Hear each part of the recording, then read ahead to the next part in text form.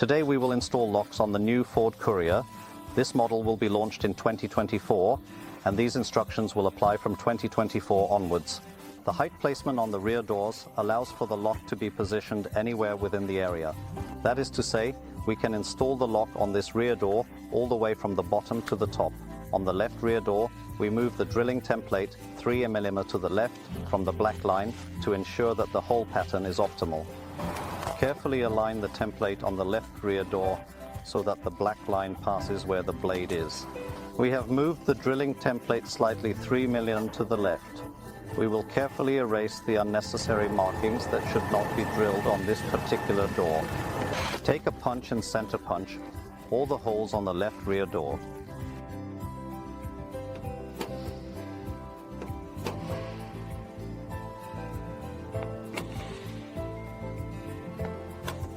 On the right rear door, we shift 2 mm to the left on all the holes.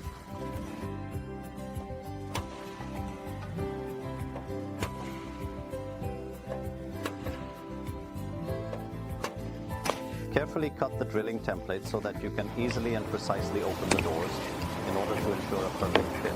Before we drill holes in the left rear door, it is important to open the doors so that we do not penetrate the pillar of the right door. Drill the outer plate with a 4 mm drill bit at all 4 holes.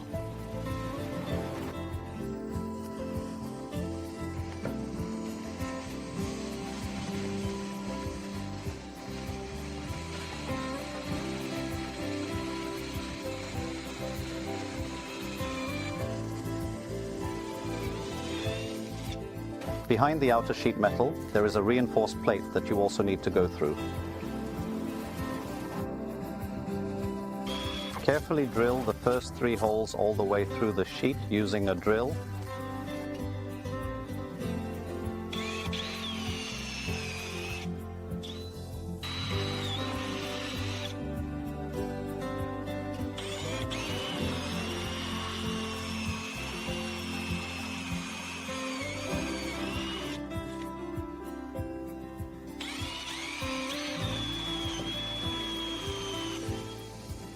At the hole farthest to the left, carefully drill the outer plate. Right behind it is the car's pillar, and we do not want to damage that.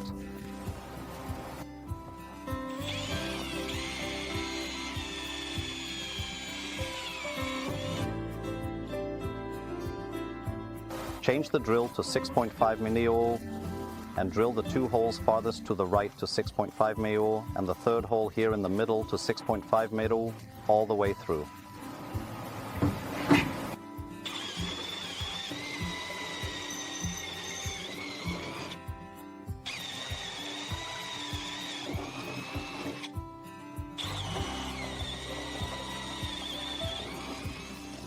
Change the drill to 7.5 mm and drill the hole furthest to the left on the left rear door to 7.5 mm. Very carefully, only the outer panel. Be careful of the pillar behind.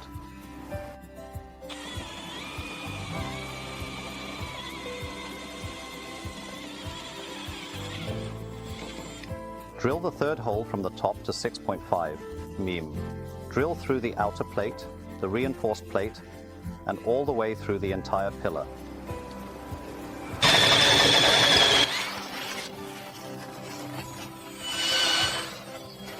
Drill the hole 3rd from the top on the right rear door all the way through the entire pillar.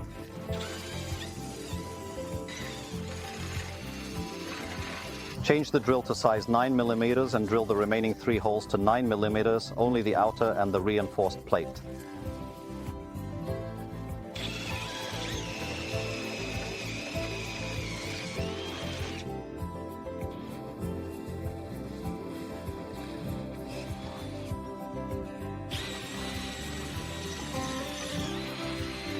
Take the drilling template for the emergency button and stick it on so that the middle hole is aligned with the hole that is visible there, and stick it on the inside of the pillar's bend.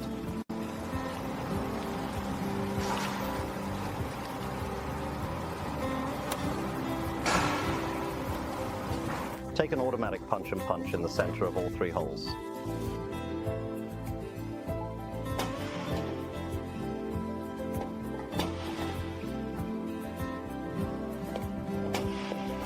Place a 4mm ball and drill holes in the outer plate at the center of all 3 markings.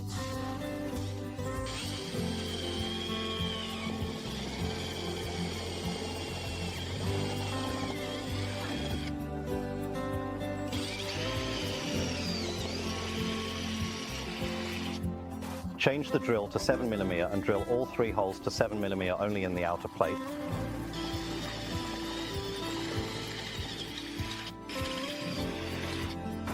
Attach a countersink to the screwdriver and deburr all the holes.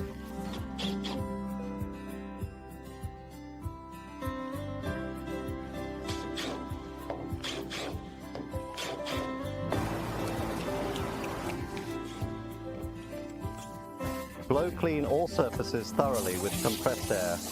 Carefully spray cavity wax into every single one of those cavities. Brush on rust protection primer meticulously on each and every surface of the car.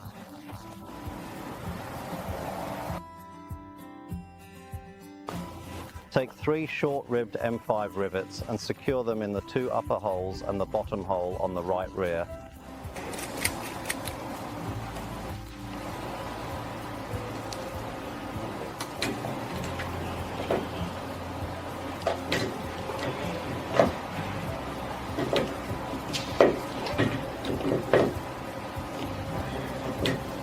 Take 2 M5 rivets and secure them in the top and bottom holes of the left rear door's inner pillar.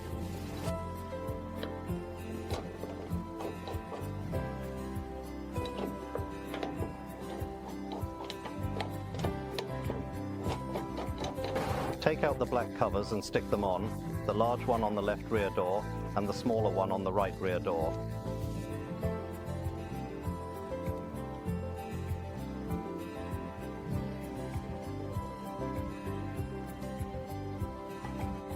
Take a thread and screw locking that is weak or medium strength and apply a dab to each M5 rivet. Do not use strong Loctite.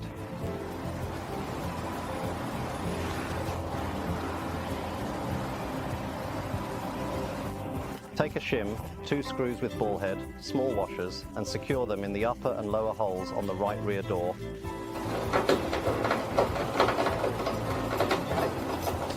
Take out a finishing screw, a screw with a countersunk head that is 25mm long, a rubber piece, a large washer, and a high-profile nut. We also need a long screw that is 130mm long to reach through the post when we place it at this height. If you only have a screw that is 100mm long, it will not reach through.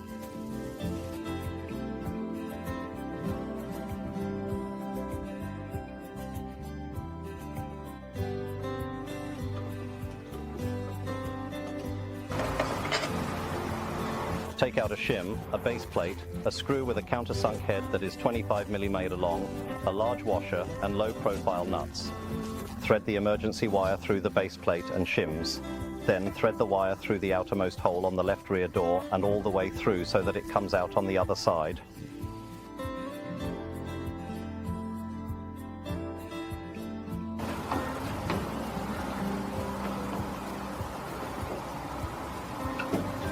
Tighten the nut so that one thread on the screw passes through the profile nut. Carefully manually lock the piston with your hand. Place the lock to the left of the base plate. Make sure the wire is kept taut. Press on the right side and slide it on.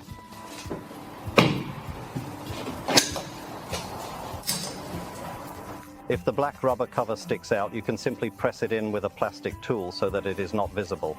If there is a lot that ends up outside, you can just cut it off with a wire cutter. After you have pulled on the wire, check that it is functioning properly and that it is not pinched. Take out 2 screws with a cooling head and Loctite on them. Take 2 small washers and secure the lock from the inside.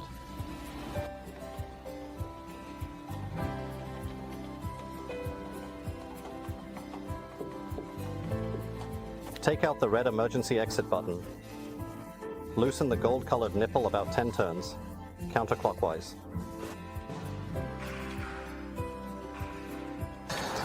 Manually lock the piston with your finger.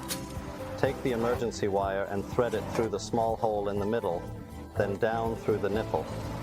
It is not open here, so you need to apply some force. The wire can be pulled forward, but not backward. if you have pulled it too far forward, you can press down on this nipple to be able to retract the band. Gently pull the button towards the inside of the post and keep the cable tightly stretched, but do not pull on the cable. If you do this, it is perfectly adjusted. Take 2 M5 screws and secure the button on the inside of the post.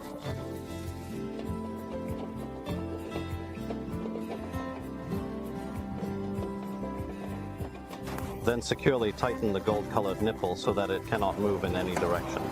Take a pair of wire cutters and carefully, gently remove the excess of the cable. Carefully cut off the excess of the long through bolt on the right rear door. Test the lock to make sure that everything is working as it should, and securely.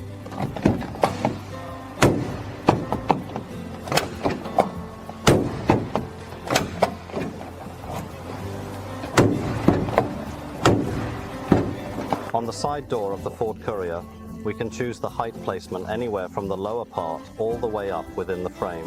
What is important, however, is that the black line extends 1.5 millimeters outward from the door leaf, so that it does not align perfectly with the door, but rather extends slightly past it to allow space for the screw holes and to meet the nuts behind. We mark the areas where we should not drill holes.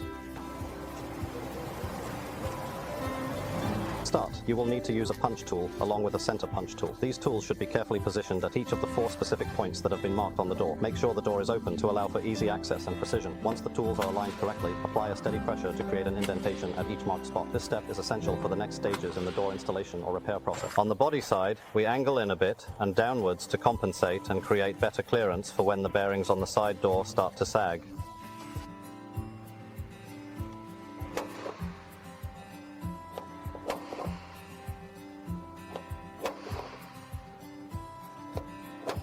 Attach a 4mm drill bit to the screwdriver and drill the outer plate at all the holes on the body side to 4mm.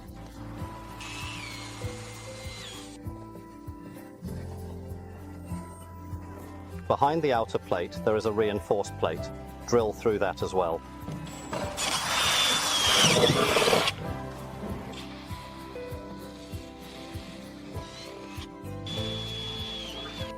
In the 2 lower holes there was just a simple plate, and in the 2 upper ones there was a reinforced plate. If we place the lock higher up, you can expect reinforced metal behind all the holes. Then drill through the reinforced metal as well. Open the door before you start drilling the holes. Drill all 4 holes on the side door to 4mm through.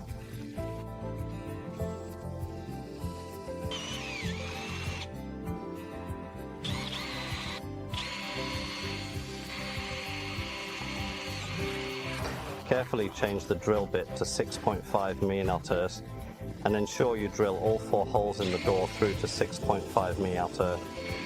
Then change the drill bit to 6.5mm again. Drill the second hole from the top of the body to 6.5 meters, going through the outer plate, the reinforced plate, and all the way through the plate.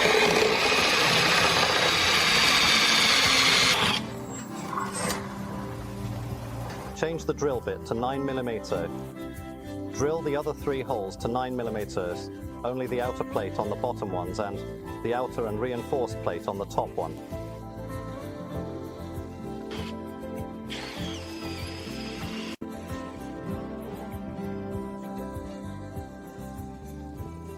Take a countersink and deburr all the holes.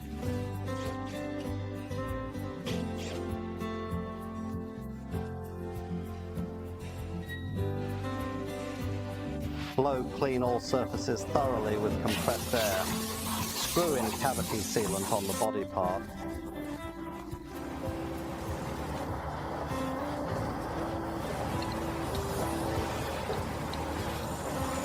Carefully take out the rust protection primer and thoroughly paint all surfaces inside and out, and ensure even coverage. Start by carefully removing the black damask fabric from its storage. Once you have it, gently apply it to the door, ensuring it is smooth and wrinkle-free. After securing it on the door, proceed to attach the fabric to the body of the object, making sure it sticks properly and covers the surface even. Take out 2 large split rivets for 2 bottom holes, and short knurled rivet for top one. We can only use these long split rivets when the installation is done at the bottom of the side door. If it is done higher up, you should use 3 short ribbed rivets in all the holes instead.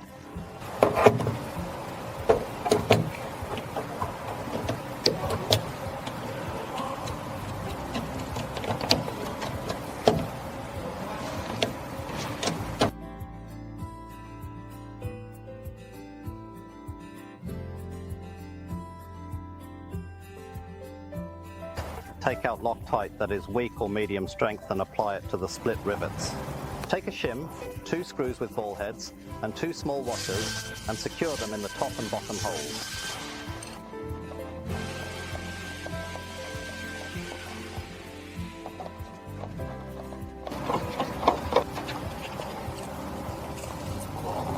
Take out a finishing plate and a 25mm screw with a countersunk head, along with a long screw, and secure them.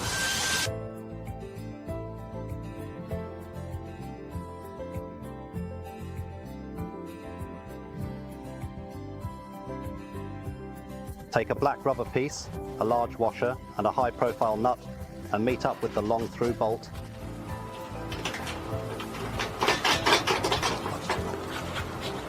Hold the long screw on the outside with the torque wrench, ensuring a firm grip to prevent slipping, and use a 10mm ratchet to carefully and securely tighten the screw. Make sure to apply steady pressure to avoid stripping the threads. This process is crucial for maintaining the integrity and stability of the assembly. Take out a base plate and cut off the passage.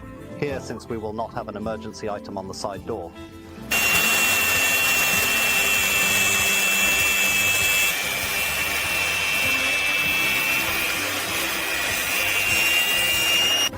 Take out the shims, the base plate, 2 screws that are 20mm long with a countersunk head, and 2 low-profile nuts and washers, and secure the base plate to the door.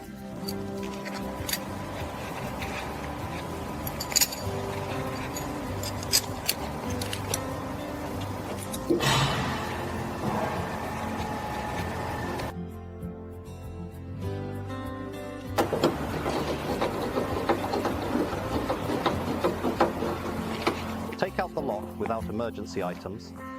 Lock the cylinder manually with your finger. Place the shell to the right of the base plate. Press with your palm and your entire body weight to the far left so that you can get behind. Once you have done that, carefully pull the lock to the left until it makes a clicking sound. Unlock the lock and test close the door. Take 2 screws with ball heads and small washers and secure them from the inside out.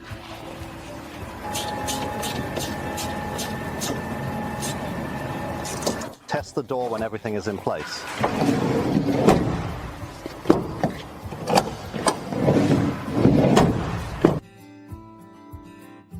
Apply cavity sealant to the nuts and washers on the inside.